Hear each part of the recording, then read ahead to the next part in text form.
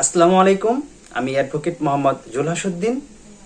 আজকে আলোচনা করব নাবালকের সম্পত্তি বিক্রয় করার পদ্ধতি সম্পর্কে।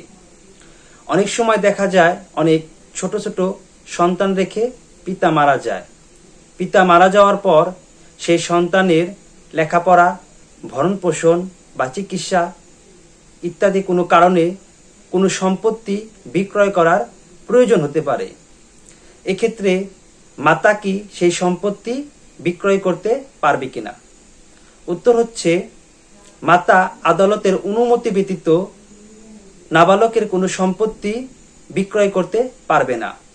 তবে নাবালকের ভরণপোষণ, চিকিৎসা বা শিক্ষা বা তার জীবনমান উন্নয়নের জন্য যদি কোনো সম্পত্তি বিক্রয় করার প্রয়োজন হয়, সেক্ষেত্রে মাতা আদালতে একটি গার্ডিয়ানশিপের মামলা করতে হবে।